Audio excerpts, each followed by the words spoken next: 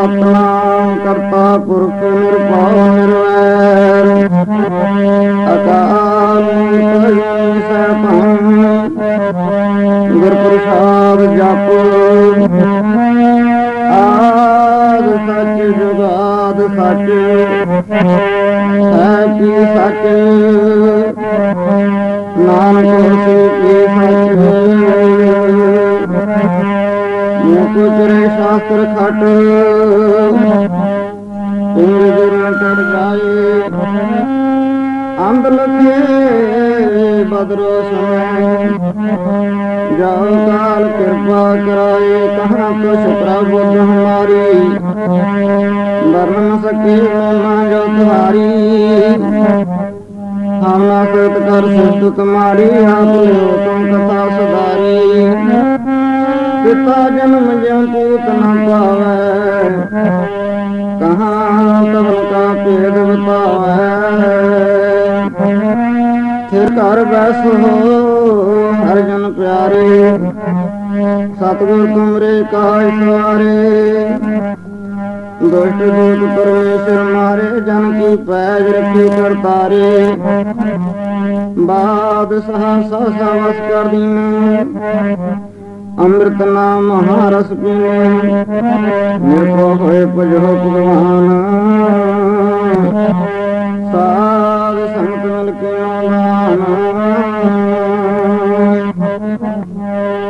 ਸਤਨਾਮ ਸਤਨਾਮ ਸਤਨਾਮ ਵਾਹਿਗੁਰੂ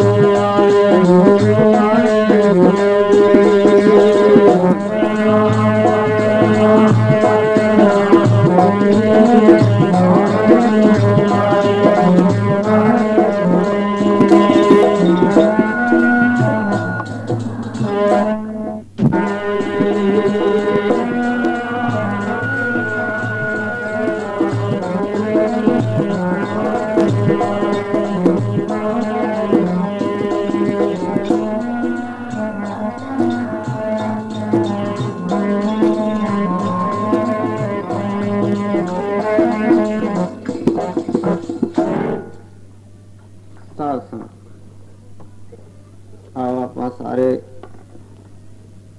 ਜਿਤਨੇ ਕਿ ਸਤਿਗੁਰਾਂ ਦੇ ਸੱਚਖੰਡ ਦਰਬਾਰ ਵਿੱਚ ਹਾਜ਼ਰ ਹਾਂ।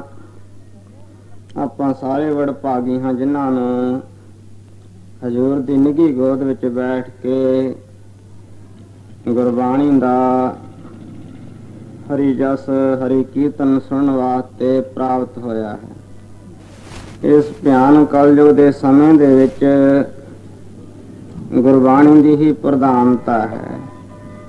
ਕਲਯੁਗ ਮੈਂ ਕੀਰਤਨ ਪ੍ਰਧਾਨਾ, ਗੁਰਮੁਖ ਜਪੀਏ ਲਾਏ ਧਿਆਨਾ।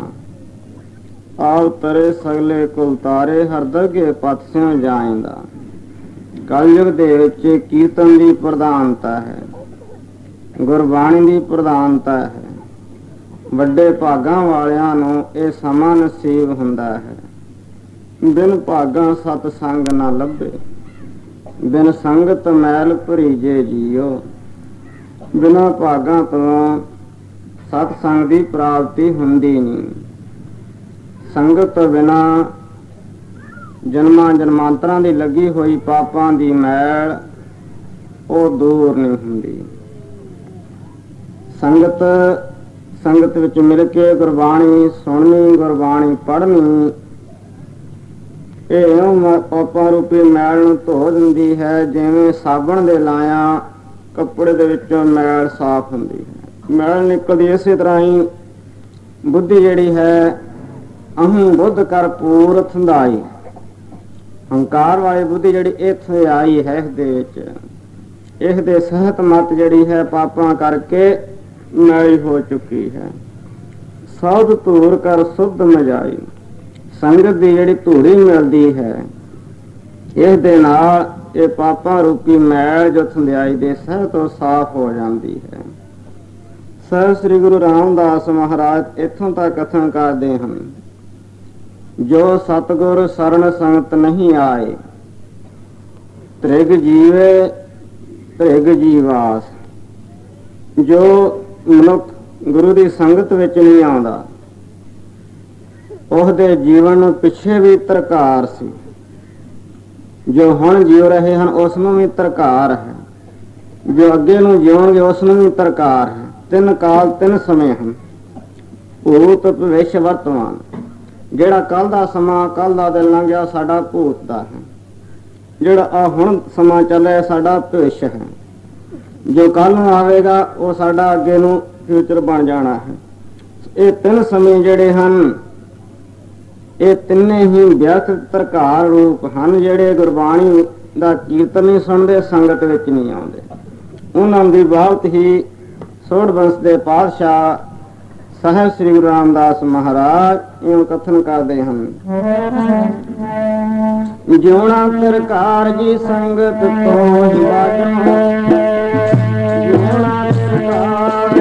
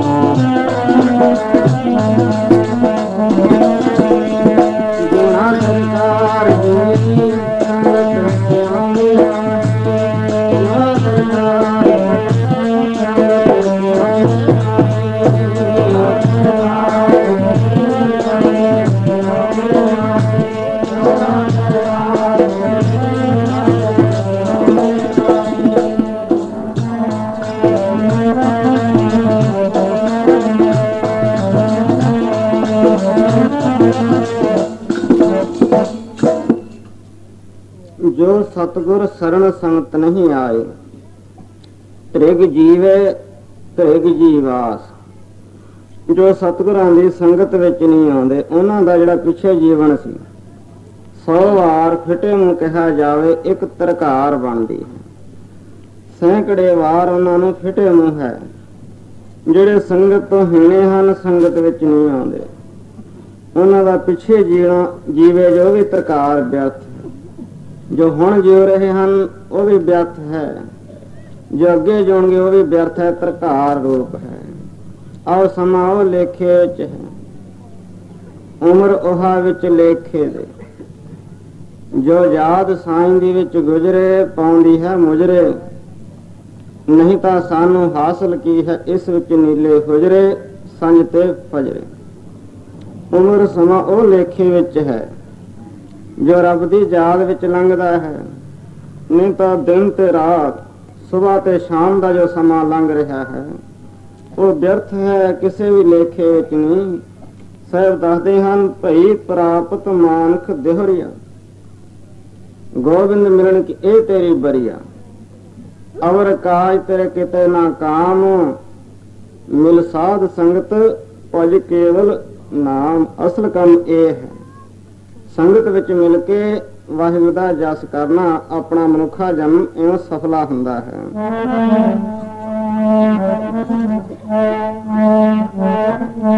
ਇਹੋ ਤੇਰੀ ਵਾਰੀ ਹੈ ਗੋਬਿੰਦ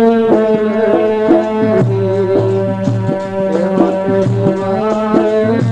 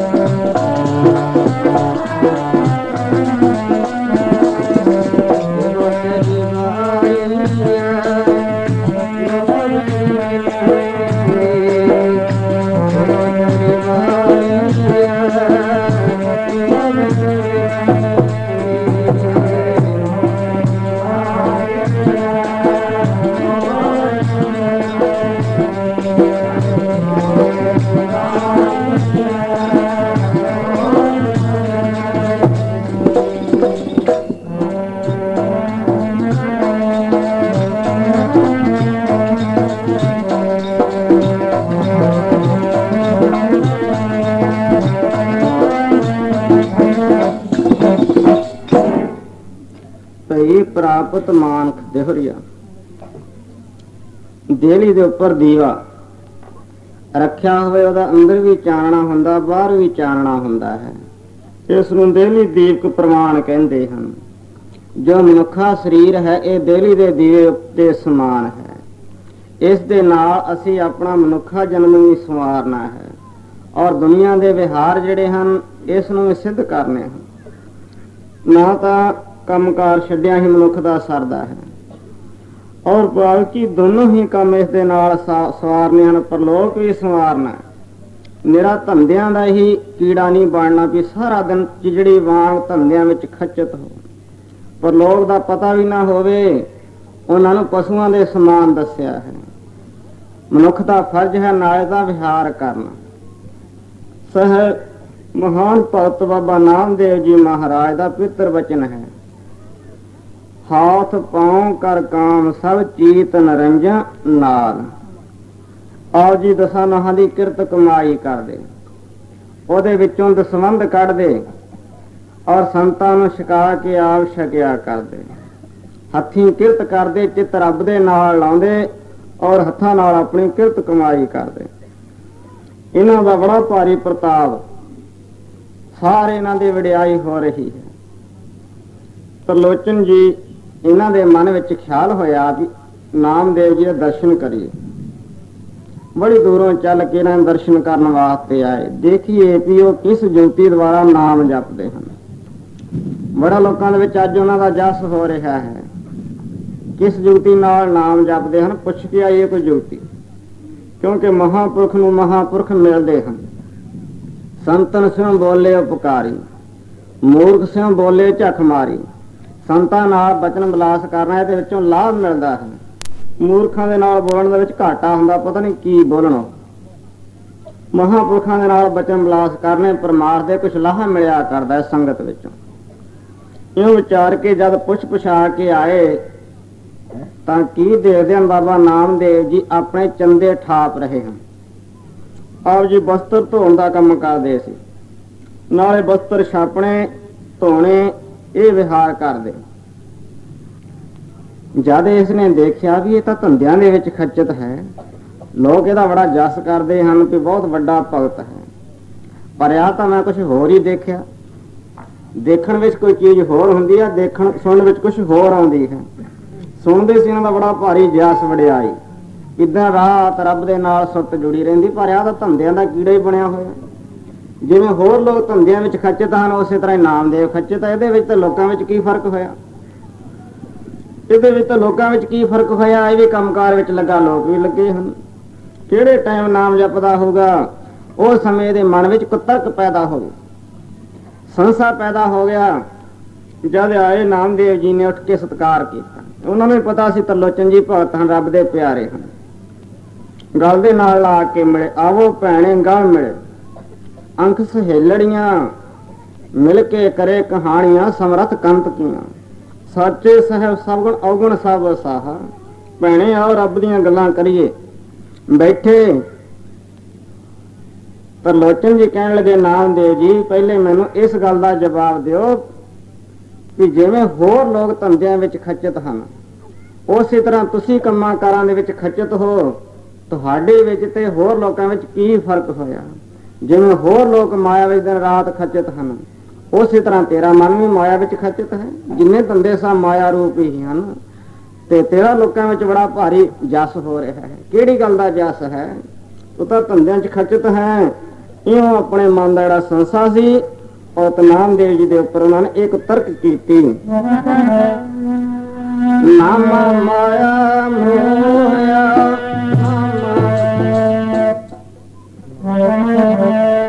ਦੂਸਰਾ ਬਾਤ ਚੱਲ ਜਾਂਦਾ। ਨਾਮ ਮਾਇਆ ਮੋਇਆ, ਨਾਮ ਮਾਇਆ ਮੋਇਆ,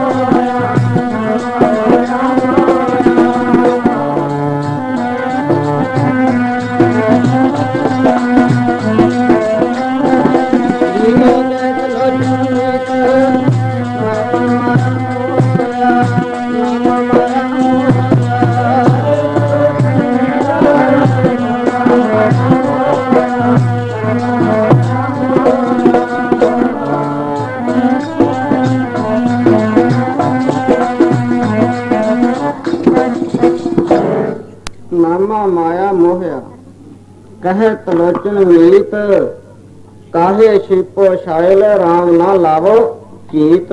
ਨਾਮਦੇਵ ਜੀ ਤੁਸੀਂ ਤਾਂ ਮਾਇਆ ਦੇ ਵਿੱਚ ਖੱਚਤ ਹੋ, ਜਿਵੇਂ ਹੋਰ ਦੁਨੀਆ ਮਾਇਆ ਵਿੱਚ ਖੱਚਤ ਹੈ, ਉਸੇ ਤਰ੍ਹਾਂ ਤੂੰ ਖੱਚਤ ਹੈ। ਤੇਰੇ ਵਿੱਚ ਲੋਕਾਂ ਵਿੱਚ ਕੀ ਭੇਦ ਫਰਕ ਹੋਇਆ? ਨਾਮਾ ਮਾਇਆ ਮੋਹਿਆ ਕਹੇ ਤਲੋਚਨ ਮੀਤ, ਕਾਹੇ ਛਿਪੋ ਛਾਇਲ ਰਾਮ ਨਾ ਲਾਵੋ ਚੀਤ। ਤੂੰ ਰਾਮ ਦੇ ਨਾਲ ਕਿਹੜੇ ਵੇਲੇ ਚਿੱਤ ਲਾਉਂਦਾ ਹੋਵੇਂਗਾ? ਦਿਨ ਰਾਤ ਤੂੰ ਧੰਦਿਆਂ ਦੇ ਵਿੱਚ ਖੱਚਤ ਹੈ, ਕੰਮਾਂ ਕਾਰਾਂ ਦੇ ਵਿੱਚ। ਨਾਮਦੇਵ ਜੀ ਕਹਿਣ ਲੱਗੇ, ਤਰਲੋਚਨ ਜੀ ਤੁਸੀਂ ਤਾਂ ਰੱਬ ਦੇ ਭਗਤ ਹੋ, ਤੁਹਾਨੂੰ ਤਾਂ ਰੱਬ ਨੇ ਵਿਚਾਰ ਦਿੱਤੀ। ਕੋਈ ਅਣਜਾਣ ਤਾਂ ਸੰਸਾ ਕਰੇ ਤਾਂ ਚੰਗਾ ਲੱਗੇ, ਪਰ ਤੁਹਾਡੇ ਵਰਗੇ ਸਿਆਣੇ ਸੰਸਾ ਕਰਨ ਤਾਂ ਫੇਰ ਕਿੱਥੇ ਟਿਕਾਣਾ। ਤੁਹਾਨੂੰ ਇਹ ਨਹੀਂ ਪਤਾ ਵੀ ਨਾਮ ਜਪਣਾ ਹੱਥਾਂ ਪੈਰਾਂ ਦਾ ਕੰਮ ਹੈ, ਜਾਣ ਕੇ ਸੁਰਤ ਦਾ ਖਿਆਲ ਦਾ। ਜੇ ਹੱਥਾਂ ਪੈਰਾਂ ਨਾਲ ਕੰਮ ਨਾ ਕਰੀਏ ਤਾਂ ਕੀ ਰੋਟੀ ਦੇ ਵਾਸਤੇ ਲੋਕਾਂ ਤੋਂ ਮੰਗਦੇ ਫਿਰੀਏ, ਮੰਗਤੇ ਬਣ ਕੇ? ਰੱਬ ਦਾ ਭਗਤ ਹੋ ਕੇ ਲੋਕਾਂ ਤੋਂ ਮੰਗਦਾ ਫਿਰੇ ਤੇ ਇਹਦੇ ਵਿੱਚ ਫਿਰ ਰੱਬ ਦੀ ਹੀ ਬਦਨਾਮੀ ਹੈ। ਇੱਕ ਬਾਦਸ਼ਾਹ ਦਾ ਪੁੱਤਰ ਹੋ ਕੇ ਮੰਗਤਾ ਬਣੇ, ਵਾਹਿਗੁਰੂ ਸ਼ਹਿਨਸ਼ਾਹ ਉਹਦਾ ਪੁੱਤਰ ਬਣ ਕੇ, ਉਹਦਾ ਭਗਤ ਬਣ ਕੇ ਲੋਕਾਂ ਤੋਂ ਮੰਗੇ ਖਾਣ ਵਾਸਤੇ। ਰੱਬ ਦੇ ਭਗਤ ਨੇ ਤਾਂ ਲੋਕਾਂ ਨੂੰ ਦੇਣਾ ਹੈ, ਵੰਡ ਕੇ ਛਕਣਾ ਹੈ, ਦੇ ਕੇ ਛਕਣਾ ਹੈ, ਨਾ ਕਿ ਲੋਕਾਂ ਦੇ ਮੂਹਰੇ ਹੱਥ ਅੱਡਣਾ ਹੈ। ਪਹਿਲੇ ਸਮਿਆਂ ਦੇ ਵਿੱਚ ਸਿੰਘ ਗੁਰੂ ਗੋਬਿੰਦ ਸਿੰਘ ਮਹਾਰਾਜ ਕਿਸੇ ਤੋਂ ਮੰਗਦੇ ਨਹੀਂ ਸੀ, ਜਾਂਦੇ ਮਾਮਲਾ ਗਰਾਉਣ ਵਾਸਤੇ। ਜੇ ਉਹਨਾਂ ਨੇ ਪੈਸੇ ਕਿਤੇ ਲੈਣੇ ਆ ਤਾਂ ਐ ਨਹੀਂ ਸੀ ਮੰਗਣ ਜਾਣਾ, ਮਾਮਲਾ ਗਰਾਉਣ ਜਾਣਾ ਖਾਲਸੇ ਨੇ। ਉਹਨਾਂ ਸਮਿਆਂ ਦੇ ਵਿੱਚ ਲੋਕ 5 ਦਮੜੇ ਹੱਥ ਤੇ ਰੱਖ ਦਿੰਦੇ, ਉਹਦੇ ਵਿੱਚੋਂ 1 ਰੁਪਈਆ ਨਿਹੰਗ ਸਿੰਘ ਚੱਕ ਲੈਂਦਾ ਸੀ। ਇਤਨੇ ਸੰਤੋਖੀ ਹੁੰਦੇ ਸੀ। ਜੇ ਅੱਜ ਮੇਰਾ ਖਿਆਲ 1000 ਆਖਦੇ ਤਾਂ 1000 ਹੀ ਚੱਕ ਲਓ। ਇਤਨੇ ਸੰਤੋਖੀ ਸੀ ਵੀ ਅਸੀਂ ਬਾਦਸ਼ਾਹ ਹਾਂ, ਬਾਦਸ਼ਾਹ ਦੇ ਪੁੱਤਰ ਮਾਮਲਾ ਕਰਾਉਣੇ ਹਾਂ। ਹੱਥ ਅੱਡ ਕੇ ਰੁਪਈਆ ਨਹੀਂ ਸੀ ਲੈਂਦੇ, ਹੱਥ ਦੇ ਉੱਪਰੋਂ ਚੱਕਦੇ ਸੀਗੇ। ਸੋ ਜਿਵੇਂ ਕਿਸੇ ਨੂੰ ਕੋਈ ਡਾਲੀ ਲੈ ਕੇ ਮਿਲਦਾ ਹੈ ਤੇ ਉਹਦੇ ਵਿੱਚੋਂ ਸ਼ਰਧਾ ਅਨੁਸਾਰ ਚੱਕ ਲੈਂਦਾ। ਇਸ ਤਰ੍ਹਾਂ ਸੰਤੋਖੀ ਕਲਗੀਆਂ ਵਾਲੇ ਦੇ ਸਿੱਖ ਕਿਸੇ ਤੋਂ ਮੰਗਦੇ ਨਹੀਂ ਸੀ, ਹੱਥ ਨਹੀਂ ਸੀ ਅੱਡਦੇ। ਇਸ ਤਰ੍ਹਾਂ ਭਗਤ ਜੀ ਕਹਿਣ ਲੱਗੇ, ਰੱਬ ਦੇ ਪਿਆਰੇ, ਰੱਬ ਦੇ ਭਗਤ ਕੀ ਹੱਥ ਅੱਡ ਕੇ ਲੋਕਾਂ ਤੋਂ ਮੰਗਣ। ਭਗਤ ਜਿਹੜਾ ਉਹਦੀ ਤਾਂ ਸੁਰਤ ਜਿਹੜੀ ਰੱਬ ਦੇ ਨਾਲ ਹਰ ਵਕਤ ਜੁੜੀ ਰਹਿੰਦੀ ਹੈ। ਉਸ ਸਮੇਂ ਭਗਤ ਜੀ ਅਸਲੀ ਜਿਹੜਾ ਨਿਸ਼ਾਨਾ ਹੈ ਉਹ ਇਹਨੂੰ ਦੱਸਦੇ ਹਨ।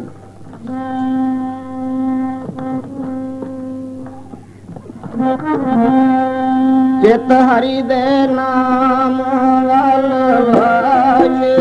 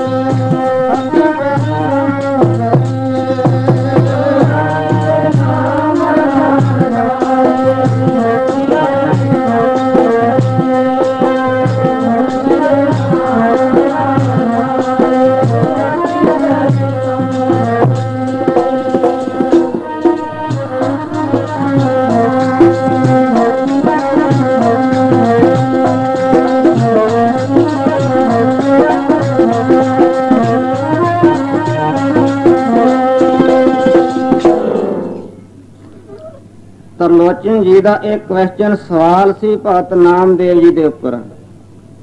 ਨਾਮਾ ਮਾਇਆ ਮੋਹਿਆ ਕਹੇ ਤਲੋਚਨ ਮੀਤ, ਕਾਹੇ ਸ਼ੀਪੋ ਸ਼ਾਇਲੇ ਰਾਮ ਨਾ ਲਾਵੋ ਚੀਤ।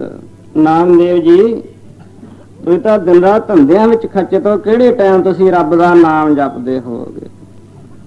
ਨਾਮਦੇਵ ਜੀ ਉੱਤਰ ਦਿੰਦੇ ਹਨ, ਨਾਮਾ ਕਹੇ ਤਲੋਚਨਾ, ਮੁਖ ਤੇ ਰਾਮ ਸੰਭਾਲ, ਹਾਥ ਪਾਉ ਕਰ ਕਾਮ ਸਭ ਚੀਤ ਨਰੰਜਨ ਨਾਲ। ਦੇਖੋ ਭਗਤਾਂ ਦੀਆਂ ਜੁਤੀਆਂ, ਭਗਤਾਂ ਦੇ ਕਿਤਨੇ ਅਨੁਭਵ ਤੇ ਕਿਤਨੇ ਉੱਚੇ ਖਿਆਲ ਹੁੰਦੇ ਹਨ। ਅਸੀਂ ਕਹਿੰਦੇ ਹਾਂ ਜੀ ਸਾਨੂੰ ਤਾਂ ਸਿਰ ਖੋਕਣਾ ਨਹੀਂ ਮਿਲਦਾ, ਕਿਹੜੇ ਟਾਈਮ ਨਾਮ ਜਪੀ, ਸਾਨੂੰ ਤਾਂ ਜੀ 1 ਮਿੰਟ ਦਾ ਵੇਲ ਨਹੀਂ। ਪਰ ਕਿਤਨੀਆਂ ਬੜੀਆਂ ਬੜੀਆਂ ਜੁਤੀਆਂ ਮਹਾਂਪੁਰਖ ਸਾਡੇ ਵਾਸਤੇ ਦੱਸਦੇ ਹਨ। ਨਾਮਦੇਵ ਜੀ ਤਰਲੋਚਨ ਜੀ ਨੂੰ ਮੁੱਖ ਰੱਖ ਕੇ ਸਾਨੂੰ ਸਾਰਿਆਂ ਨੂੰ ਜੁਗਤੀ ਦੱਸਦੇ ਹਨ, ਕੰਮ ਛੱਡਣਾ ਨਹੀਂ, ਕੰਮ ਕਰਨਾ ਹੈ, ਪਰ ਕੰਮ ਕਰਦਿਆਂ ਹੋਇਆਂ ਹੀ ਆਪਣਾ ਜਨਮ ਸਫਲਾ ਕਰਨਾ ਹੈ। ਨਾਮਾ ਕਹੇ ਤਲੋਚਨਾ, ਮੁਖ ਤੇ ਰਾਮ ਸੰਭਾਲ। ਮੁਖ ਤੇ ਦਾ ਰਾਮ ਸੰਭਾਲਣਾ, ਰੱਬ ਨੂੰ ਕਦੇ ਭੁੱਲਣਾ ਨਹੀਂ। ਇਹ ਨਹੀਂ ਵੀ ਕੰਮ ਕਾਰ ਕਰਦਿਆਂ ਰੱਬ ਨੂੰ ਭੁੱਲ ਜਾਵੇ, ਨਹੀਂ, ਹਰ ਵਕਤ ਰੱਬ ਨੂੰ ਯਾਦ ਕਰਨਾ ਹੈ। ਮਹਾਂਪੁਰਖ ਬੜੀਆਂ ਬੜੀਆਂ ਜੁਗਤੀਆਂ ਦੁਆਰਾ ਸਮਝਾਉਂਦੇ ਹਨ। ਚੁਗੇ ਚਿਤਾਰੇ ਭੀ ਚੁਗੇ, ਚੁਗ ਚੁਗ ਚਿਤਾਰੇ, ਜੈਸੇ ਬਚਰੇ ਕੂੰਜ ਮਨ ਮਾਇਆ ਮਨ ਤਾਰੇ।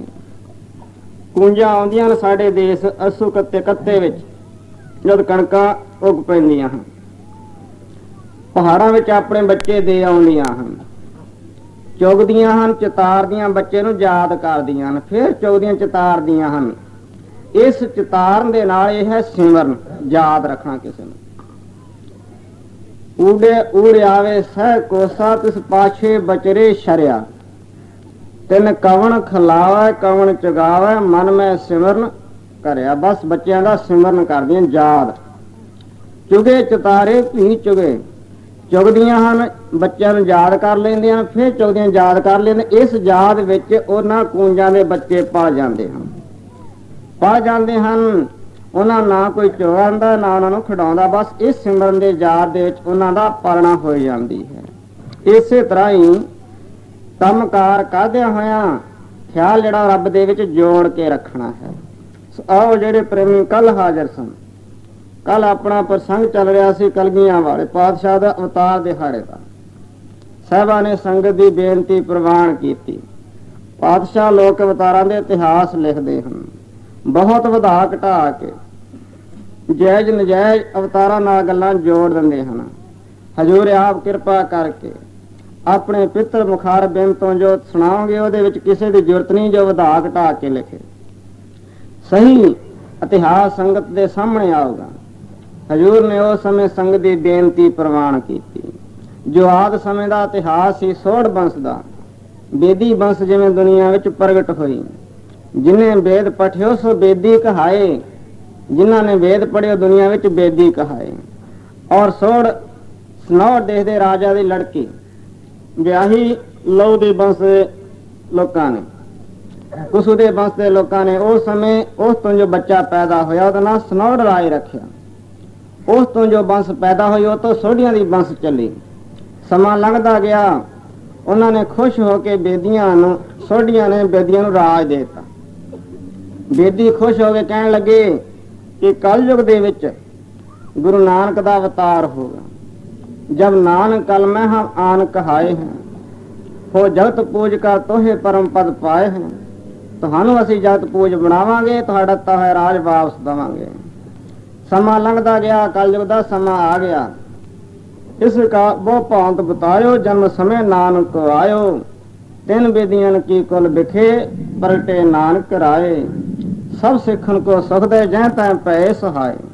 ਤਿੰਨੇ ਹੈ ਕਲ ਮੈਂ ਧਰਮ ਚਲਾਇਓ, ਸਭ ਸਾਧਨ ਕੋ ਰਾਹ ਬਤਾਇਓ। ਜੋ ਤਾਂ ਕੇ ਮਾਰਗ ਮੋ ਆਏ, ਤੇ ਕਬਹੁ ਨ ਕਾਲ ਸੰਤਾਏ।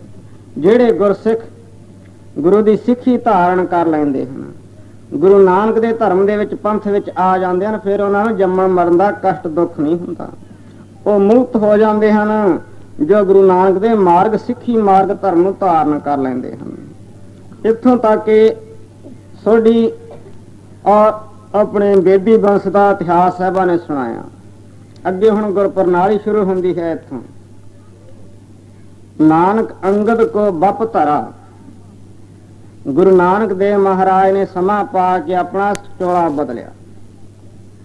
ਇਸ ਤਰ੍ਹਾਂ ਬਦਲ ਦਿੱਤਾ ਜਿਵੇਂ ਦੀਵੇ ਤੋਂ ਦੀਵਾ ਜਗਾ ਦਈਦਾ ਹੈ। ਨਾਨਕ ਅੰਗਦ ਕੋ ਬਪ ਧਰਾ, ਧਰਮ ਪ੍ਰਚੁਰ ਇਹੋ ਜਗ ਮੈਂ ਕਰਾ। ਅਮਰਦਾਸ ਪੁਨ ਨਾਮ ਕਹਾਇਓ, ਜਨ ਦੀਪਕ ਤੇ ਦੀਪ ਜਗਾਇਓ। ਇਸ ਤਰ੍ਹਾਂ ਗੁਰੂ ਅੰਗਦ ਦੇਵ ਜੀ ਮਹਾਰਾਜ ਗੁਰੂ ਨਾਨਕ ਦੇ ਅੰਗਾਂ ਨਾਲ ਲਾ ਕੇ ਦੂਸਰਾ ਗੁਰੂ ਨਾਨਕ ਬਣ ਗਿਆ। ਦੂਸਰਾ ਗੁਰੂ ਨਾਨਕ ਜੋਤ ਹਾ ਜੋਤ ਸਾਇ ਸਹਿ ਕਾਇਆ, ਫੇਰ ਪਲਟੀਏ। ਜਿਉਂਦੀ ਵੇ ਤੋਂ ਦੀਵਾ ਜੀ ਅੰਗ ਪਰਸ ਕੇ ਅੰਗਦ ਬਣਿਆ। ਜਿਉਂਦੀ ਵੇ ਤੋਂ ਦੀਵਾ ਜੀ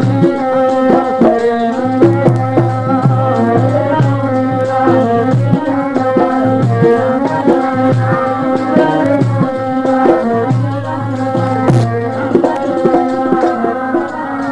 ਦੀਵਾ ਜਲੀ। ਅੰਗਦ ਬਣਿਆ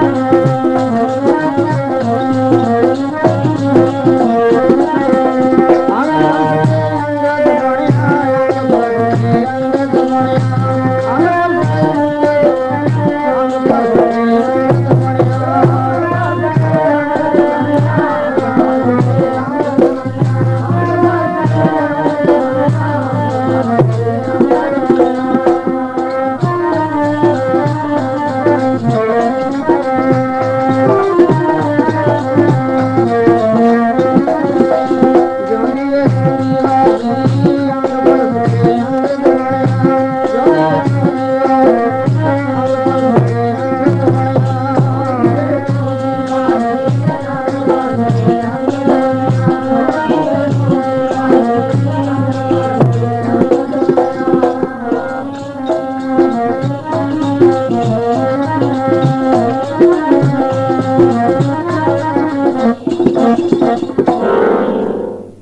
ਗੁਰੂ ਨਾਨਕ ਦੇ ਅੰਗਾਂ ਨਾਲ ਲੱਗ ਕੇ ਸ੍ਰੀ ਲਹਿਣਾ ਜੀ ਗੁਰੂ ਨਾਨਕ ਦਾ ਦੂਸਰਾ ਰੂਪ ਧਾਰਨ ਕਰ ਗਏ। ਗੁਰੂ ਨਾਨਕ ਅੰਗਦ ਕੋ ਬਪ ਧਰਾ। ਗੁਰੂ ਨਾਨਕ ਦੇਵ ਮਹਾਰਾਜ ਨੇ ਗੁਰੂ ਅੰਗਦ ਦੇਵ ਜੀ ਦਾ ਬਪ ਸਰੀਰ ਧਾਰਨ ਕਰ ਲਿਆ ਜੋਤ ਨੇ। ਜਿਵੇਂ ਇੱਕ ਚੋਲਾ ਲਾ ਕੇ ਮਨੁੱਖ ਇੱਕ ਪੋਸ਼ਾਕ ਡਰੈਸ ਦੂਸਰੀ ਬਦਲ ਲੈਂਦਾ ਹੈ, ਇਸੇ ਤਰ੍ਹਾਂ ਗੁਰੂ ਨਾਨਕ ਨੇ ਆਪਣਾ ਪਹਿਲਾ ਚੋਲਾ ਜਿਹਾ ਉਹ ਬਦਲ ਕੇ ਗੁਰੂ ਅੰਗਦ ਦੇਵ ਮਹਾਰਾਜ ਦਾ ਸਰੀਰ ਰੂਪੀ ਚੋਲਾ ਧਾਰਨ ਕਰ ਲਿਆ। ਆਪਣੀ ਜੋਤ ਜਿਹੜੀ ਸੀ ਉਹ ਗੁਰੂ ਅੰਗਦ ਦੇਵ ਮਹਾਰਾਜ ਦੇ ਵਿੱਚ ਟਿਕਾ ਦਿੱਤੀ। ਜੋਤਾਂ ਸਰੀਰ ਬਦਲਦਿਆਂ ਜੋਤ ਇੱਕੋ ਹੀ ਚੱਲ ਰਹੀ ਹੈ।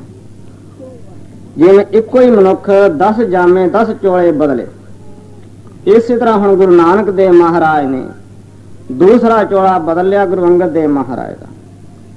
ਧਰਮ ਪ੍ਰਚੋਰੇ ਹੋ ਜਗ ਮੈਂ ਕਰਾਂ, ਅਮਰਦਾਸ ਪੁਨ ਨਾਮ ਕਹਾਇਓ, ਜਨ ਦੀਪਕ ਤੇ ਦੀਪ ਜਗਾਇਓ। ਤਿਨ वरदान पुरातन दिया, जब वरदान समय वह आवा, रामदास सतगुरु कहावा। ਉਹ ਵਰ ਦਾ ਟਾਈਮ ਆ ਗਿਆ ਜੋ ਬੇਦੀਆਂ ਨੇ ਇਹ ਵਰ ਦਿੱਤਾ ਸੀ ਕਿ ਤੁਸੀਂ 3 ਵੇਦ ਸੁਣ ਕੇ ਸਾਨੂੰ ਚੌਥਾ ਵੇਦ ਸੁਣਨ ਸਾਰ ਰਾਜ ਦੇ ਦਿੱਤਾ ਹੈ। ਕਲਯੁਗ ਦੇ ਵਿੱਚ ਗੁਰੂ ਨਾਨਕ ਦੇ 3 ਰੂਪ ਹੋਣਗੇ। 3 ਜਨਮ ਹਮ ਹੋ ਜਬ ਤਰ ਹੈ, ਤਿਰਤੀ ਵੇਦ ਸੁਣਬੋ ਤੁਮ ਕੀਆ, चथर वेद सुन भूको दिया, 3 जन्म हम हूं जब तर है, चौथे जन्म गुरु तोहे कर हैं। ये जेडे 3 रूप हैं बेदियां दे हैं। त्रेहण ते भल्ले ये बेदी वंश विचों हैं।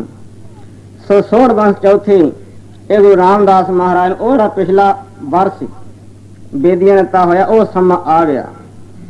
गुरु अमरदास महाराज ने तिह वरदान पुरातन दिया, अमरदास सुर पर मग लिया। सतगुरु अमरदास महाराज ने अपना वो वर दे के गुरता गद्दी राज जो गुरु रामदास महाराज ने दे के आप जी सचखंड में चले गए।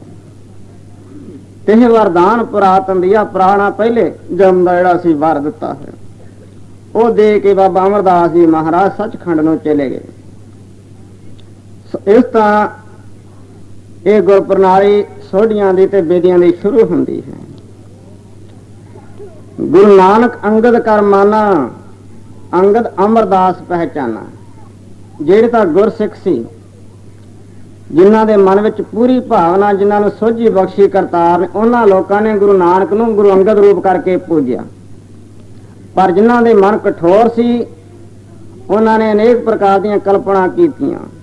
ਗੁਰੂ ਅੰਗਦ ਦੇਵ ਮਹਾਰਾਜ ਤੇ ਵੀ ਤਰਕਾਂ ਕੀਤੀਆਂ, ਬਹੁਤ ਕੁਝ ਬੋਲਦੇ ਰਹੇ। ਪਰ ਸਿਆਣੇ ਗੁਰਸਿੱਖਾਂ ਨੇ ਗੁਰੂ ਅੰਗਦ ਦੇਵ ਜੀ ਮਹਾਰਾਜ ਨੂੰ ਗੁਰੂ ਨਾਨਕ ਰੂਪ ਕਰਕੇ ਪੂਜਿਆ। ਗੁਰੂ ਨਾਨਕ ਅੰਗਦ ਕਰ ਮਾਨਾ, ਅੰਗਦ ਅਮਰਦਾਸ ਪਹਿਚਾਨਾ। ਗੁਰੂ ਅਮਰਦਾਸ ਮਹਾਰਾਜ ਨੂੰ ਅਮਰਦਾਸ ਕਰਕੇ ਪੂਜਣਾ ਕੀਤਾ। ਅਮਰਦਾਸ ਰਾਮਦਾਸ ਕਹਾਇਓ, ਗੁਰੂ ਅਮਰਦਾਸ ਮਹਾਰਾਜ ਹੀ ਗੁਰੂ ਰਾਮਦਾਸ ਦਾ ਰੂਪ ਧਾਰਨ ਕਰ ਗਏ। ਸਾਧਨ ਲਖਾ ਮੂੜ ਨਾ ਪਾਇਓ, ਪਰ ਇਸ ਗੱਲੋਂ ਸਿਆਣੇ ਗੁਰਸਿੱਖਾਂ ਨੇ ਸਾਧੂਆਂ ਨੇ ਜਾਣਿਆ। ਮੂਰਖਾਂ ਨੇ ਇਹ ਗੱਲ ਨਹੀਂ ਸਮਝੀ ਵੀ ਇਹ ਕੀ ਕੌਤਕ ਹੈ, ਕੀ ਭਾਣਾ ਹੈ। ਮੂਰਖ ਤਾਂ ਅੱਡ ਅੱਡ ਸਮਝਦੇ ਰਹੇ। ਗੁਰੂ ਨਾਨਕ ਹੋਰ ਹੈ, ਗੁਰੂ ਅੰਗਦ ਹੋਰ ਹੈ, ਗੁਰੂ ਅਮਰਦਾਸ ਹੋਰ ਹੈ, ਗੁਰੂ ਰਾਮਦਾਸ ਹੋਰ ਹੈ। ਅੱਡ ਅੱਡ ਸਰੀਰ ਸਮਝਦੇ ਰਹੇ। ਪਰ ਸਿਆਣੇ ਗੁਰਸਿੱਖਾਂ ਨੇ ਇਹ ਗੱਲ ਜਾਣੀ, ਜੋ ਤੋਹਾ ਜੋ ਤਸਾਏ, ਸਹਿ ਕਾਇਆ ਫੇਰ ਪਲਟੀਏ। ਇਹ ਤਾਂ ਉਹੋ ਹੀ ਜੋਗ ਜੁਤੀ, ਸਿਰਫ ਸਰੀਰ ਦੀ ਹੀ ਅਦਲਾ ਬਦਲੀ ਹੋ ਰਹੀ ਹੈ। अमरदास रामदास कहायो, साधन लखा मूड़ न पायो, सबहू भिन्न भिन्न कर जाना, एक रूप किन्हू पहचाना। सारे ने अड अड करके जानिया। किसी विरले वडभागी ने 10 रूपां नूं एक रूप करके जानिया। जिन जाना तिन ही सिद्ध पाई, बिन जाने सिद्ध हाथ ना आई। जिन्हां ने 10 रूपां गुरु नानक तो लैके गुरु रामदास तक एक रूप करके जानिया, ਉਹਨਾਂ ਨੂੰ ਤਾਂ ਸਿੱਧੀ ਮਿਲ ਗਈ, ਉਹਨਾਂ ਦਾ ਹੋ ਗਿਆ ਭਲਾ। ਤੇ ਜਿਹੜੇ ਲੋਕ ਕਈ ਇਹੋ ਜਿਹੇ ਮੂਰਖ ਹਨ, ਕਈ ਕਹਿਣਗੇ ਤਾਂ ਗੁਰੂ ਨਾਨਕ ਦੇਵ ਜੀ ਬਹੁਤ ਹੀ ਵੱਡੇ ਤਾਕਤ ਵਾਲੇ ਸਨ। ਕਈ ਕਹਿਣਗੇ ਜੀ ਗੁਰੂ ਗੋਬਿੰਦ ਸਿੰਘ ਮਹਾਰਾਜ ਬਹੁਤ ਹੀ ਵੱਡੀ ਤਾਕਤ ਵਾਲੇ ਸਨ। ਬਹੁਤ ਸਾਰੇ ਹਿੱਸੇ ਵਿੱਚ ਹੀ ਝਗੜਾ ਕਰੀ ਜਾਂਦੇ ਹਨ। ਕੋਈ ਕਹਿੰਦਾ ਗੁਰੂ ਗੋਬਿੰਦ ਸਿੰਘ ਵੱਡਾ, ਕੋਈ ਕਹਿੰਦਾ ਗੁਰੂ ਨਾਨਕ ਵੱਡਾ ਹੈ। ਸਾਹਿਬਜ਼ਾਦਿਆਂ ਨੇ ਮੂਰਖਾਂ ਦਾ ਝਗੜਾ ਹੈ। 10 ਰੂਪਾਂ ਨੂੰ ਜਿਹੜਾ ਇੱਕ ਰੂਪ ਕਰਕੇ ਜਾਣਦੇ ਹਨ, ਉਹਨਾਂ ਨੂੰ ਅਸਲੀ ਮੁਕਤੀ ਸਿੱਧੀ ਪ੍ਰਾਪਤ ਹੁੰਦੀ, ਉਹਨਾਂ ਦਾ ਭਲਾ ਹੁੰਦਾ ਹੈ। ਦਸਾਂ ਰੂਪਾਂ ਨੂੰ ਇੱਕੋ ਕਰ ਜਾਣਦੇ, ਨਾਨਕ ਸਿਖਾਈ ਜਾਣਦੇ। ਦਸਾਂ ਰੂਪਾਂ ਨੂੰ ਇੱਕੋ ਕਰ ਜਾਣਦੇ, ਨਾਨਕ ਸਿਖਾਈ ਜਾਣਦੇ।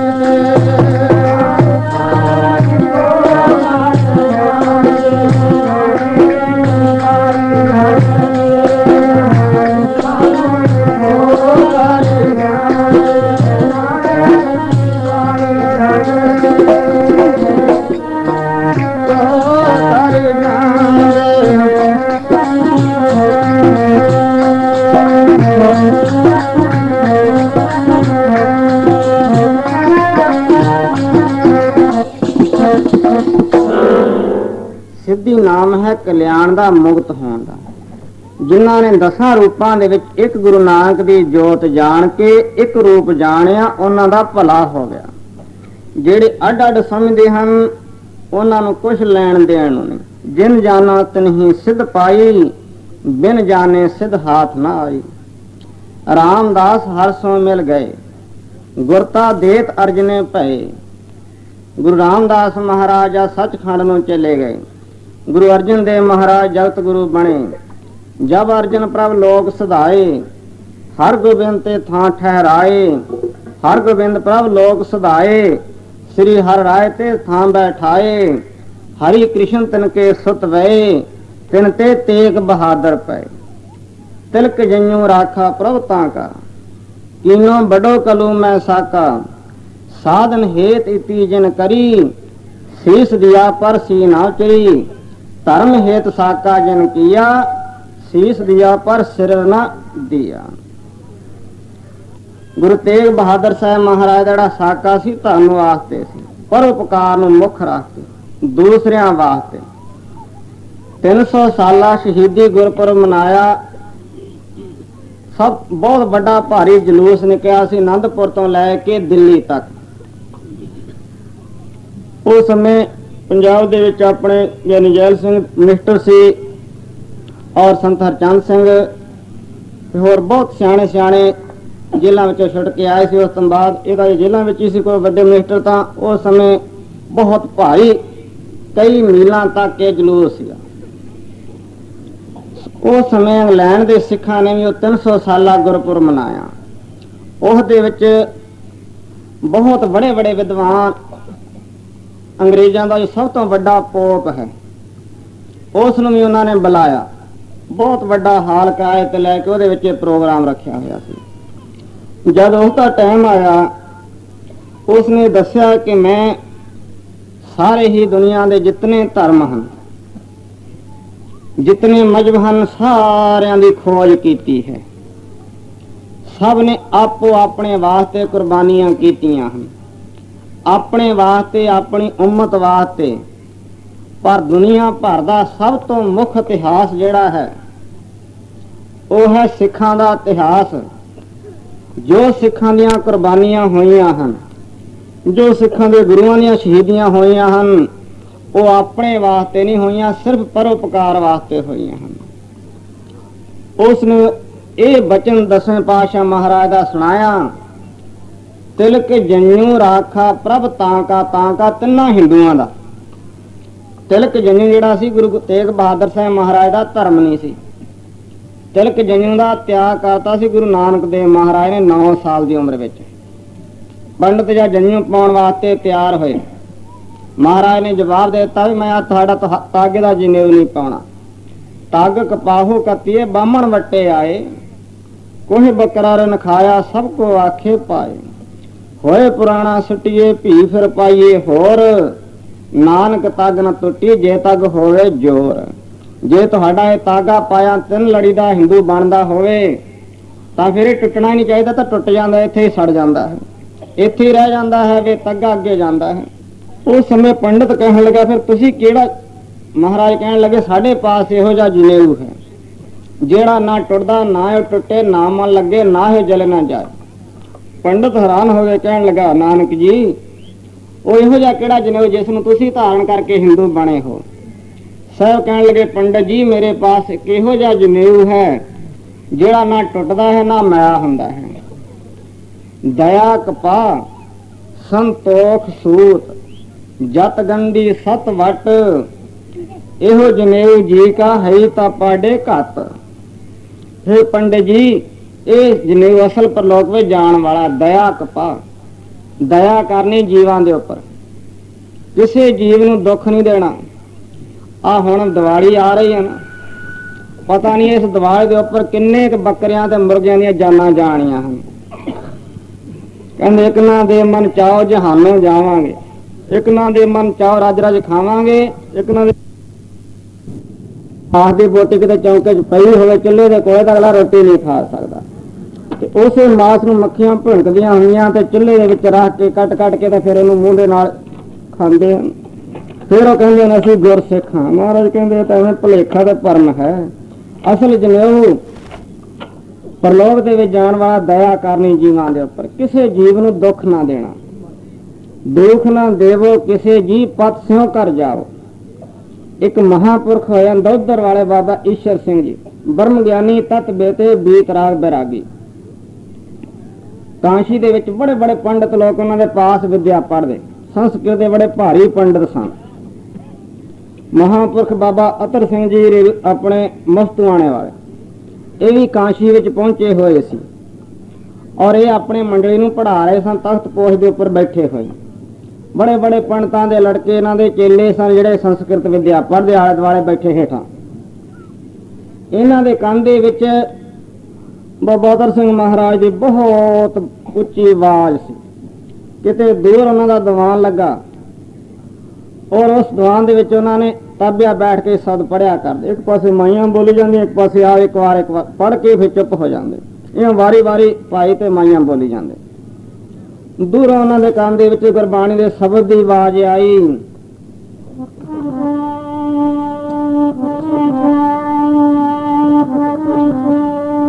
ਗੁਰਬਾਣੀ ਗੁਰਬਾਣੀ ਗਾਓ ਗੁਰਬਾਣੀ।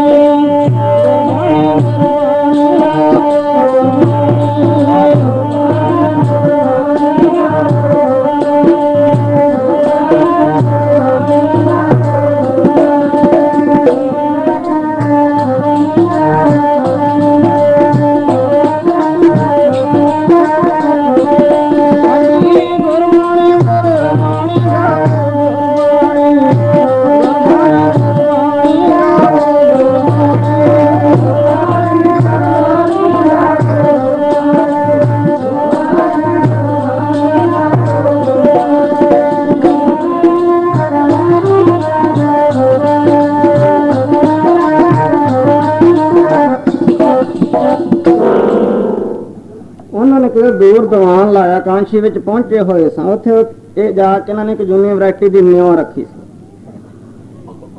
ਜਦ ਉਹਨਾਂ ਮਹਾਂਪੁਰਖਾਂ ਦੇ ਕੰਨ ਦੇ ਵਿੱਚ ਇਹ ਗੁਰਬਾਣੀ ਦੀ ਧੁਨੀ ਪਈ, ਛੇਤੀ ਨਾਲ ਤਖਤ ਤੋਂ ਉਤਰ ਕੇ ਹੇਠਾਂ ਬੈਠ ਗਏ। ਨਾਲ ਦੇ ਸਿੱਖ ਜਿਹੜੇ ਸਨ ਹੈਰਾਨ ਹੋ ਗਏ, ਕਹਿਣ ਲੱਗੇ ਮਹਾਂਪੁਰਖੋ ਤੁਸੀਂ ਇਹ ਕੀ ਗੱਲ, ਅਚਾਨਕ ਤੁਸੀਂ ਉੱਠ ਕੇ ਹੇਠਾਂ ਬੈਠ ਗਏ। ਮਹਾਂਪੁਰਖ ਕਹਿਣ ਲੱਗੇ ਵੀ ਬਾਣੀ ਦੀ ਧੁਨੀ ਸਾਡੇ ਕੰਨ ਵਿੱਚ ਪਈ ਹੈ। ਕਿਹੜੀ ਬਾਣੀ? ਕਹਿੰਦੇ ਗੁਰੂ ਨਾਨਕ ਦੇਵ ਮਹਾਰਾਜ ਦੀ ਬਾਣੀ ਦੀ। ਕਹਿੰਦੇ ਗੁਰੂ ਨਾਨਕ ਦੀ ਬਾਣੀ ਇੱਕ ਭਾਸ਼ਾ ਵਿੱਚ, ਉਹਦੀ ਧੁਨੀ ਸੁਣ ਕੇ ਤੁਸੀਂ ਹੇਠਾਂ ਬੈਠ ਗਏ। ਤੇ ਆਹ ਰੱਬੀ ਬਾਣੀ ਵੇਦ ਬਾਣੀ ਨਿੱਤ ਤੁਸੀਂ ਤਖਤ ਤੇ ਬੈਠਦੇ, ਅਸੀਂ ਹੇਠਾਂ ਬੈਠ ਕੇ ਪੜ੍ਹਦੇ ਹਾਂ, ਇਹਦਾ ਤਾਂ ਤੁਸੀਂ ਕਦੇ ਸਤਿਕਾਰ ਨਹੀਂ ਕੀਤਾ। ਇਹ ਬਾਣੀ ਵੱਡੀ ਹੈ ਕਿ ਉਹ ਬਾਣੀ ਵੱਡੀ ਹੈ? ਯਾਦ ਕਾਲ ਤੋਂ ਈਸ਼ਵਰੀ ਬਾਣੀ। ਉਸ ਸਮੇਂ ਉਹ ਮਹਾਂਪੁਰਖ ਕਹਿਣ ਲੱਗੇ ਇਹ ਗੁਰੂ ਨਾਨਕ ਦੀ ਬਾਣੀ ਜਿਹੜੀ ਹੈ ਨਿਰੰਕਾਰ ਦੇ ਦੇਸ਼ ਵਿੱਚੋਂ ਆਈ ਹੈ। ਇਹ ਧੁਰਕੀ ਬਾਣੀ ਆਈ ਤੇ ਸਗਲੀ ਚਿੰਤ ਮਿਟਾਈ। ਤੁਹਾਡੀ ਜਿਹੜੀ ਈਸ਼ਵਰੀ ਬਾਣੀ ਹੈ, ਵੇਦਾਂ ਦੇ ਵਿੱਚ ਥਾਂ ਥਾਂ ਬਲੀਆਂ ਹਨ ਜੀਵਾਂ ਦੇ ਮਾਰਨ ਦੀਆਂ। ਜੱਗ ਕਰਨਾ ਉਹਦੇ ਵਿੱਚ ਜਾਨਵਰ ਮਾਰਨੇ। ਅਸਮੇਧ ਜੱਗ, ਅਸਵ ਨਾਮ ਹੈ ਘੋੜੇ ਦਾ, ਘੋੜਾ ਮਾਰ ਕੇ ਜੱਗ ਕਰਨਾ। ਗੋਮੇਧ ਜੱਗ, ਗੈਂਡਾ ਮਾਰ ਕੇ ਗਊ ਮਾਰ ਕੇ ਜੱਗ ਕਰਨਾ। ਇੱਕ ਗੁਰੂ ਗ੍ਰੰਥ ਸਾਹਿਬ ਮਹਾਰਾਜ ਦੀ ਬਾਣੀ ਹੈ। ਆਦ ਤੋਂ ਲੈ ਕੇ ਅੰਤ ਤੱਕ ਕਿਤੇ ਇਹ ਨਹੀਂ ਆਉਂਦਾ ਵੀ ਕਿਸੇ ਜਾਨਵਰ ਦੀ ਮਾਰ ਕੇ ਬਲੀ ਦਿੱਤੀ ਜਾਵੇ ਤਾਂ ਰੱਬ ਖੁਸ਼ ਹੁੰਦਾ ਹੈ। ਇਹ ਗੁਰੂ ਗ੍ਰੰਥ ਸਾਹਿਬ ਮਹਾਰਾਜ ਦੀ ਪਵਿੱਤਰ ਬਾਣੀ ਹੈ ਜੋ ਕਿਸੇ ਜੀਵ ਨੂੰ ਮਾਰਨ ਦੀ ਆਗਿਆ ਨਹੀਂ ਦਿੰਦੀ। ਮਹਾਰਾਜ ਕਹਿੰਦੇ ਦੁੱਖ ਨਾ ਦੇਵੋ ਕਿਸੇ ਜੀ ਪਾਸਿਓਂ ਘਰ ਜਾਵੋ। ਮਾਘ ਮੱਜਨ ਸੰਗ ਸਾਧੂਆਂ ਧੂਰੀ ਕਰ ਇਸ਼ਨਾਨ। ਹਰ ਕਾ ਨਾਮ ਧਿਆਏ ਸੁਣ ਸਭਨਾ ਨੂੰ ਕਰ ਦਾਨ। ਜਨਮ ਕਰਮ ਮਲ ਉਤਰੇ ਮਨ ਤੇ ਜਾਏ ਗੁਮਾਨ। ਕਾਮ ਕ੍ਰੋਧ ਨਾ ਮੋਹੀਏ ਬਿਨ ਸੇ ਲੋਭ ਸਮਾਨ। ਸੱਚੇ ਮਾਰਗ ਚਲਦਿਆਂ ਉਸਤਤ ਕਰੇ ਜਹਾਨ। 68 ਤੀਰਥ ਸਗਲ ਪੁੰਨ ਜੀ ਦਇਆ ਪ੍ਰਵਾਨ।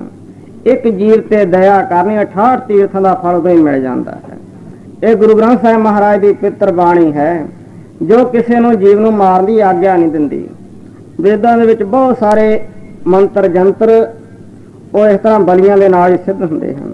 ਇਸ ਕਰਕੇ ਗੁਰੂ ਨਾਨਕ ਦੇਵ ਮਹਾਰਾਜ ਦੀ ਬਾਣੀ ਦਾ ਸਤਿਕਾਰ ਹੈ, ਕਿਉਂਕਿ ਕਿਸੇ ਨੂੰ ਦੁੱਖ ਦੇਣ ਵਾਸਤੇ ਗੁਰਬਾਣੀ ਹੁਕਮ ਨਹੀਂ ਦਿੰਦੀ। ਹਰ ਇੱਕ ਦੇ ਨਾਲ ਪਿਆਰ ਕਰਨ ਦੀ ਮਹਾਰਾਜ ਦੀ ਆਗਿਆ ਹੈ।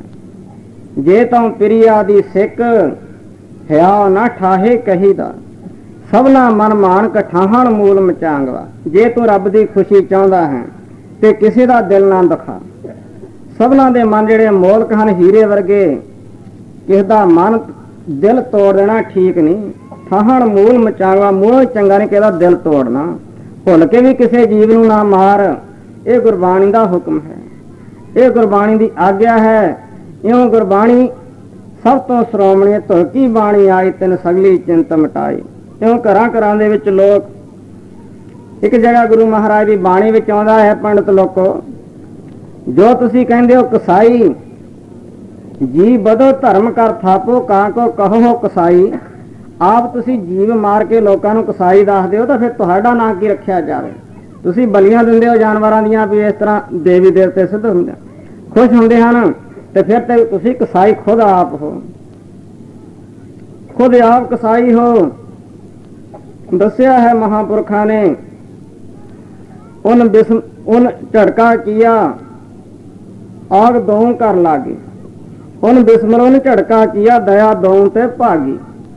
ਹਿੰਦੂਆਂ ਤੋਂ ਤੇ ਮੁਸਲਮਾਨਾਂ ਤੋਂ ਉਹ ਬਿਸਮੱਲਾ ਕਹਿ ਕੇ ਹੌਲੀ ਹੌਲੀ ਜਾਨਵਰ ਦਾ ਗਲ ਕੱਟਦੇ ਹਨ, ਤੜਫਾ ਤੜਫਾ ਕੇ। ਤੇ ਬਹੁਤੇ ਕਹਿੰਦੇ ਜੀ ਬਸ ਇੱਕੇ ਨਾਲ ਹੀ ਝੜਕਾ ਦਿਓ, ਬਸ ਇਹਦੇ ਵਿੱਚ ਕੋਈ ਦੋਸ਼ ਨਹੀਂ। ਪਰ ਹਿਸਾਬ ਕਿਤਾਬ ਦਾ ਸਭ ਨੂੰ ਦੇਣਾ ਪੈਣਾ ਹੈ। ਵਾਰੀ ਦਾ ਵੱਟਾ ਤਾਂ ਇਹ ਤਾਂ ਚਾਹੇ ਕੋਈ ਵੀ ਆ, ਇਹ ਤਾਂ ਹਰ ਇੱਕ ਨੂੰ ਹੀ। ਕਬੀਰ ਖੂਬ ਖਾਨਾ ਖਿਚੜੀ ਜਾਮੈ ਅੰਮ੍ਰਿਤ ਲੋਨ। ਫੇਰਾ ਰੋਟੀ ਕਾਰ ਨੇ ਗਲਾ ਕਟਾਵੇ ਕੌਣ। ਸ਼ਿਕਾਰ ਦੀ ਰੋਟੀ ਖਾ ਕੇ ਕਹਿੰਦੇ ਬਾਰ-ਬਾਰ ਕਿਹੜਾ ਗਲਾ ਕਟਾਵੇ। ਜਿਹਦਾ ਹੁਣ ਸ਼ਿਕਾਰ ਆਪਾਂ ਕਰਾਂਗੇ, ਅਗਲੇ ਜਨਮ ਦੇ ਵਿੱਚ ਉਹਨੇ ਆਪਣਾ ਸ਼ਿਕਾਰ ਕਰਨਾ। ਇਹ ਤਾਂ ਵਾਰੀ ਦਾ ਵੱਟਾ ਤੁਰਿਆ ਹੀ ਰਹਿਣਾ ਹੈ। 100 ਗੁਰਸਿੱਖ ਭੜਭਾਗੀ ਹਨ ਜਿਹੜੇ ਅੱਜ ਇਸ ਪਾਪ ਤੋਂ ਬਚਣਗੇ, ਇਸ ਪਾਪ ਤੋਂ ਬਚ ਕੇ ਆਪਣਾ ਮਨ ਸਾਫ਼ ਰੱਖਣਗੇ, ਗੁਰਬਾਣੀ ਦੇ ਨਾਲ ਜੁੜੇ ਰਹਿਣਗੇ। ਸਵੇਰੇ ਇੱਕ ਮਹਾਨ ਪਵਿੱਤਰ ਤਿਉਹਾਰ ਹੈ ਮਾਘੀ ਦਾ। ਇਸ ਦੇ ਵਿੱਚ ਲੋਕ ਬੜਾ ਭਾਰੀ ਭਜਨ ਪਾਠ ਤੇ ਦਾਨ ਪੁੰਨ ਕਰਦੇ ਹਨ।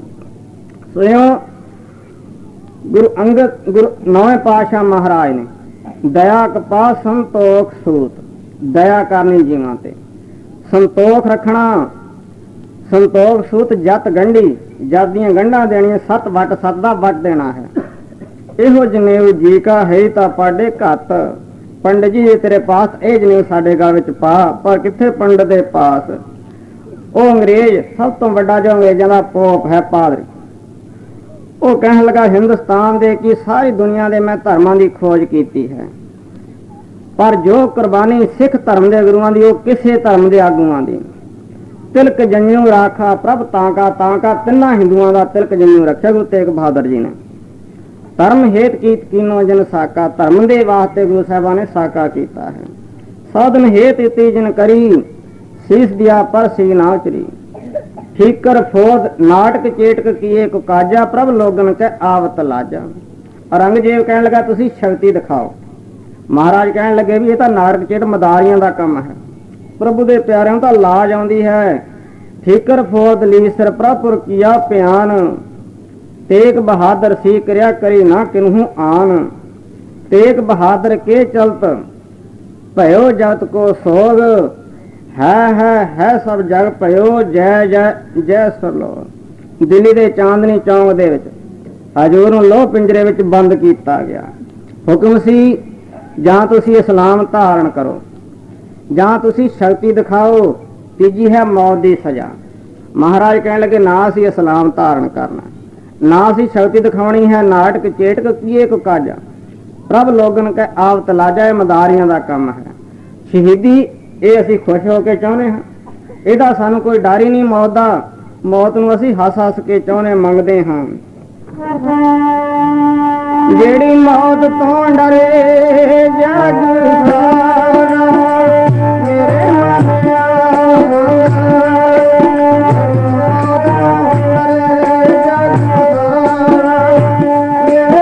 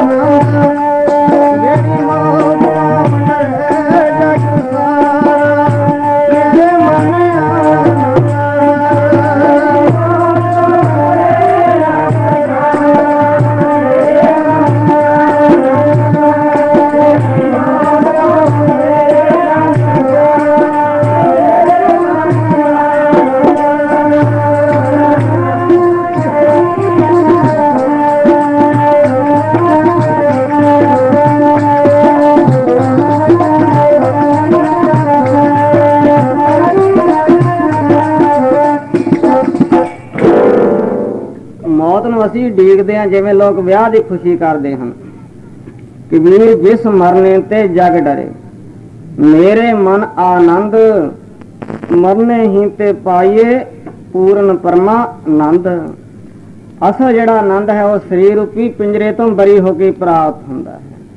ਸਾਨੂੰ ਤਾਂ ਚਾਹ ਹੈ, ਖੁਸ਼ੀ ਹੈ ਮਰਨ ਦੇ ਵਾਸਤੇ, ਮੌਤ ਤੋਂ ਅਸੀਂ ਡਰਦੇ ਨਹੀਂ। ਅਸੀਂ ਖੁਸ਼ੀ ਦੇ ਨਾਲ ਹੱਸ ਹੱਸ ਕੇ ਮੌਤ ਨੂੰ ਚਾਹੁੰਦੇ ਹਾਂ। ਅਖੀਰ ਜਦ ਨਾ ਸ਼ਕਤੀ ਦਿਖਾਈ ਨਾ ਸਲਾਮ ਕਬੂਲ ਕੀਤਾ, ਸਿਰਫ ਹਿੰਦੂ ਧਰਮ ਦੀ ਰੱਖਿਆ ਵਾਸਤੇ ਸਾਹਿਬਾਂ ਨੇ ਸਮਾਨ ਦਾ ਜੁਲਾਦ ਸੀ। ਕਹਿਣ ਲੱਗੇ ਤੁਹਾਡਾ ਨਾਮ ਤੇਗ ਬਹਾਦਰ ਕਿਉਂ ਹੈ? ਮਹਾਰਾਜ ਕਹਿਣ ਲੱਗੇ ਤੁਹਾਡੀ ਤੇਗ ਸਾਡਾ ਸਿਰ ਕੱਟ ਨਹੀਂ ਸਕਦੀ। ਬਸ ਕਿਵੇਂ ਪਤਾ ਲੱਗੇ? ਕਹਿਣ ਲੱਗੇ ਤੁਸੀਂ ਕੱਚਾ ਤਾਗਾ ਬੰਨ੍ਹਦੇ ਹੋ ਤਲਵਾਰ ਦੇ ਨਾਲ, ਜੇ ਤਾਂ ਤੁਹਾਡਾ ਤਾਗਾ ਨਾ ਕੱਟਿਆ ਗਿਆ ਤਾਂ ਫਿਰ ਤੁਸੀਂ ਆਪੇ ਹੀ ਸਮਝ ਲਓ ਕਿ ਤਲਵਾਰ ਨੇ ਸਿਰ ਨਹੀਂ ਕੱਟਿਆ, ਆਪਣੇ ਆਪ ਕੱਟਿਆ ਗਿਆ। ਤੁਹਾਡੀ ਤਲਵਾਰ ਸਾਡਾ ਸਿਰ ਨਹੀਂ ਕੱਟ ਸਕਦੀ, ਸਾਡਾ ਸਿਰ ਆਪਣੇ ਆਪ ਹੀ ਕਤਲ ਹੋ ਜਾਣਾ ਹੈ। ਸੋ ਸਮੇਂ ਇਸੇ ਤਰ੍ਹਾਂ ਹੀ ਹੋਇਆ। ਜਦ ਜਲਾਦ ਨੇ ਤਲਵਾਰ ਮਾਰੀ, ਹਜ਼ੂਰ ਦਾ ਸਿਰ ਆਪਣੇ ਆਪ ਪਹਿਲੋਂ ਹੀ ਸਿੱਖ ਦੀ ਝੋਲੀ ਦੇ ਵਿੱਚ ਜਾ ਪਿਆ। ਭਾਈ ਸਾਹਿਬ ਭਾਈ ਜੈਤਾ ਜੀ ਉਹਨਾਂ ਦੇ ਝੋਲੀ ਦੇ ਵਿੱਚ ਸਿਰ ਹਜ਼ੂਰ ਦਾ ਪਹਿਲੇ ਚਲੇ ਗਿਆ, ਬਾਕੀ ਰਹਿ ਗਿਆ ਧੜ। ਜਦ ਸਿਰ ਕੱਟਿਆ ਗਿਆ ਭੁਚਾਲ ਆਇਆ, ਇਤਨੀ ਘੋਰ ਭਿਆਨ ਗਰਜ ਹੋਈ, ਲੋਕਾਂ ਦੇ ਦਿਲ ਹਲ ਗਏ, ਮਾਨੋ ਪਰਲੋਂ ਕਾਲ ਦਾ ਸਮਾਂ ਆ ਗਿਆ। ਸਾਰੇ ਸੰਸਾਰ ਦੇ ਵਿੱਚ ਹਾਹਾਕਾਰ ਮਚ ਗਿਆ। ਪਰਲੋਕ ਦੇ ਵਿੱਚ ਦੇਵਤਿਆਂ ਦੇ ਵਿੱਚ ਜੈ ਜੈਕਾਰ ਕਿ ਸਾਡੇ ਵੱਡੇ ਭਾਗ ਹਨ।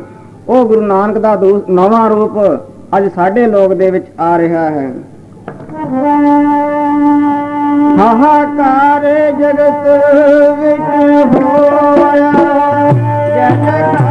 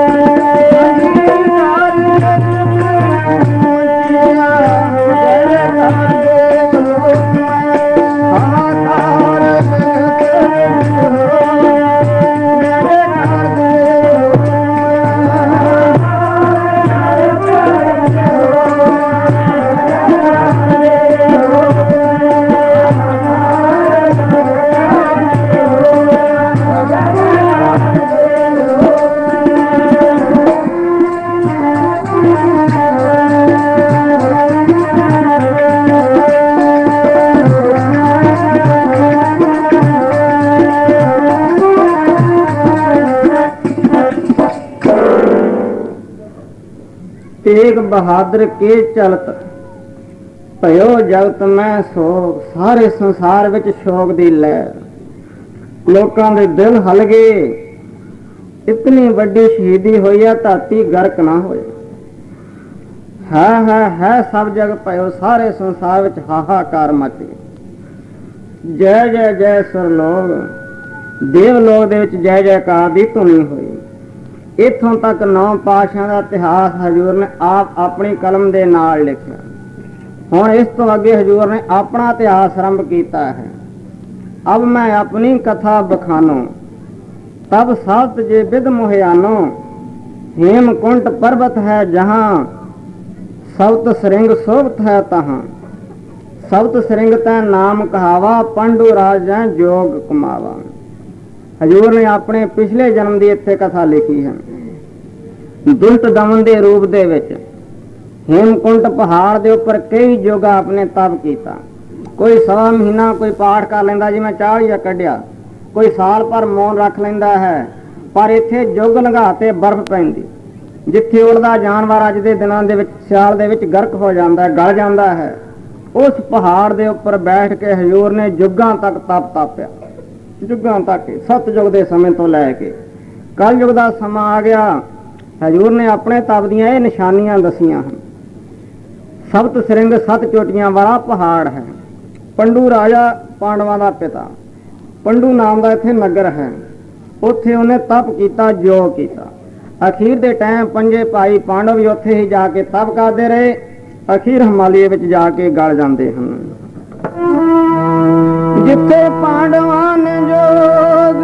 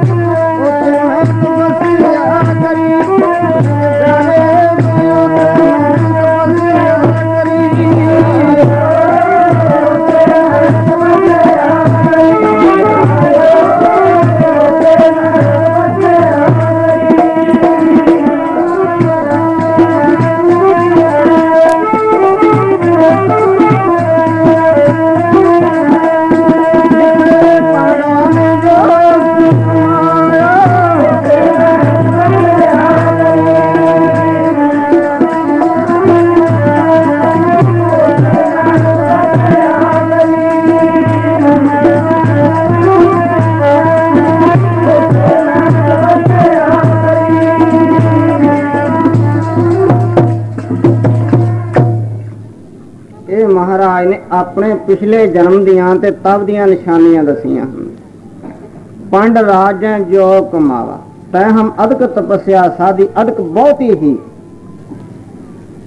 ਅਦਕ ਨਾਮ ਦਾ ਬਹੁਤੀ ਤੋਂ ਬਹੁਤੀ ਤਪੱਸਿਆ ਸਾਧੀ ਤਾਂ ਹਮ ਅਦਕ ਤਪੱਸਿਆ ਸਾਧੀ ਮਹਾਕਾਲ ਕਾਲ ਕਾ ਆਰਾਧੀ। ਜੋ ਕਾਲ ਦਾ ਕਾਲ ਹੈ ਵਾਹਿਗੁਰੂ ਅੰਤਰਜਾਮੀ, ਉਸ ਦਾ ਆਰਾਧਨ ਕੀਤਾ, ਨਾ ਕਿ ਕਿਸੇ ਦੇਵੀ ਦੇਵਤੇ ਦਾ। ਇਹ ਵਿਦ ਕਰਤ ਤਪੱਸਿਆ ਭਇਓ ਦਵੈ ਤੇ ਏਕ ਰੂਪ ਹੈ ਗਇਓ। ਐਸੀ ਤਪੱਸਿਆ ਕੀਤੀ, ਤਪ ਕਰਦਿਆਂ ਕਰਦਿਆਂ ਦੋ ਤੋਂ ਇੱਕ ਰੂਪ ਬਣ ਗਏ। ਦੁਸ਼ਟ ਦਮਨ ਦਾ ਰੋਗ ਖਤਮ ਹੋ ਕੇ ਕੇਵਲ ਪਰਮੇਸ਼ਰ ਦਾ ਹੀ ਰੂਪ ਰਹਿ ਗਿਆ।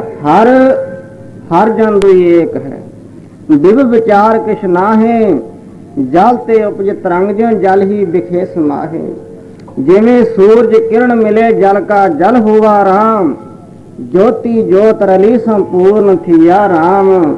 ਜਿਵੇਂ ਸੂਰਜ ਦੀਆਂ ਕਿਰਨਾਂ ਪੈਣੇ ਤੇ ਪਾਣੀ ਬਰਫ਼ ਜਿਹੜੀ ਉਹ ਢਲ ਕੇ ਪਾਣੀ ਬਣ ਜਾਂਦੀ ਹੈ, ਇਸੇ ਤਰ੍ਹਾਂ ਹੀ ਸੂਰਜ ਕਿਰਨ ਮਿਲੇ ਜਲ ਕਾ ਜਲ ਹੁਆ ਰਾਮ, ਜੋਤੀ ਜੋਤ ਰਲੀ ਸੰਪੂਰਨ ਥੀਆ ਰਾਮ। ਜੋਤ ਨਾਲ ਜੋਤ ਮਿਲ ਗਈ, ਇੱਕ ਰੂਪ ਹੋ ਗਿਆ ਦੁਸ਼ਟ ਦਮਨ, ਪਰਮੇਸ਼ਰ ਦਾ ਰੂਪ ਬਣ ਗਿਆ। ਜਲ ਕਾ ਜਲ ਹੁਆ ਜੀ, ਜੋਤੀ ਜੋਤ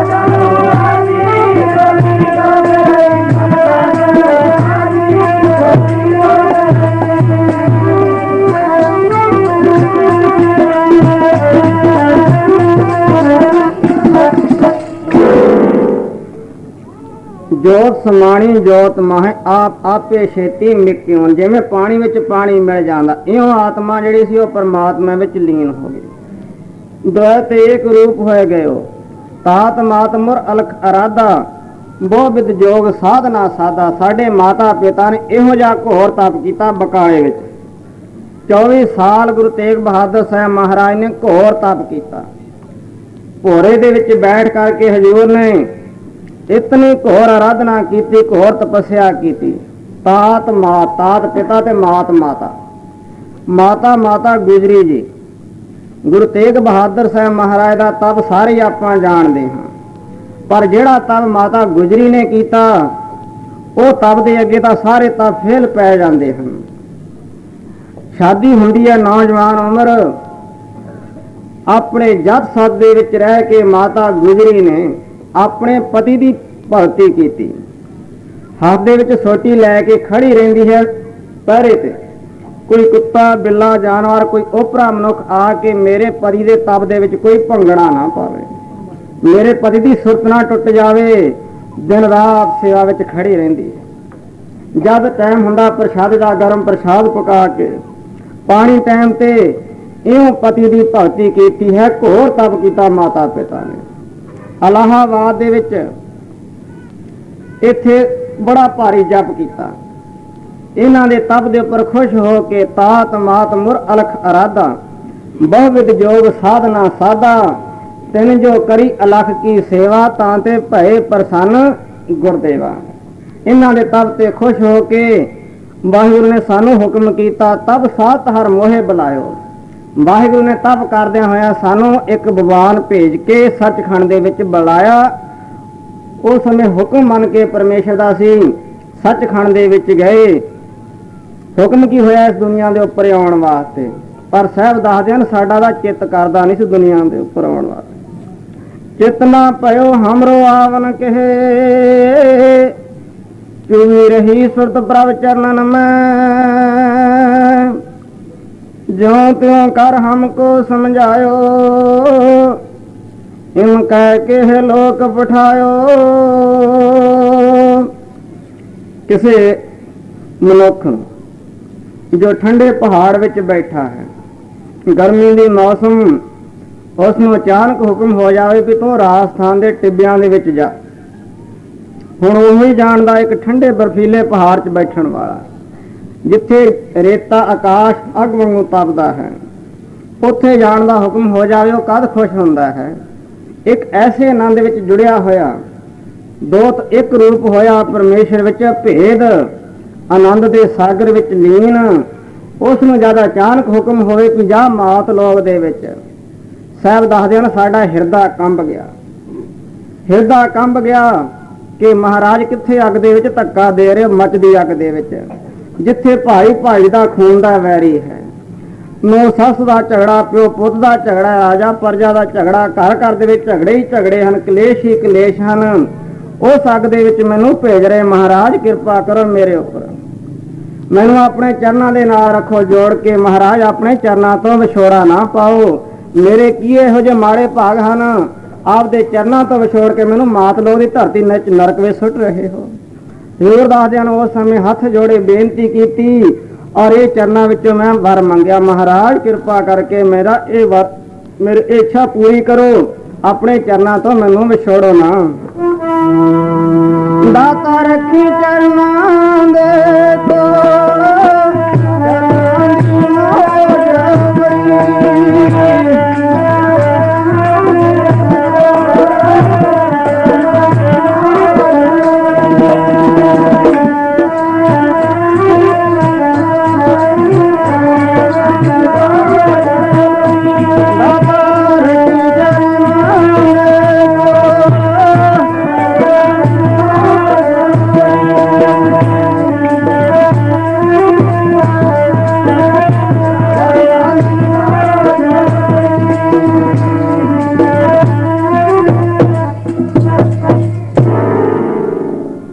ਇਹ ਬੇਨਤੀ ਕੀਤੀ ਮਹਾਰਾਜ ਆਪਣੇ ਚਰਨਾਂ ਤੋਂ ਵਿਛੋੜੋ ਨਾ, ਆਪਣੇ ਚਰਨਾਂ ਨਾਲ ਜੋੜ ਕੇ ਰੱਖੋ, ਚਿਤ ਨਾ ਭਇਓ ਹਮਰੋ ਆਵਨ ਕਹੇ, ਚੁਭੀ ਰਹੀ ਸੁਤ ਪ੍ਰਭ ਚਰਨਨ ਮਹਿ, ਜਿਉਂ ਕਿਉਂ ਕਰ ਹਮਕੋ ਸਮਝਾਇਓ। ਹਜ਼ੂਰ ਨੇ ਬਹੁਤ ਵੱਡਾ ਇਤਿਹਾਸ ਲਿਖਿਆ ਹੈ, ਬੜੇ ਬੜੇ ਦੁਨੀਆ ਉੱਪਰ ਰਾਜੇ ਰਾਣੇ ਪੀਰ ਪਕੰਬਰ ਔਲੀਏ ਭੇਜੇ, ਪਰ ਕਿਸੇ ਨੇ ਵੀ ਪ੍ਰੇਮਾ ਭਗਤੀ ਨਾ ਦ੍ਰਿੜ ਕਰਵਾਈ।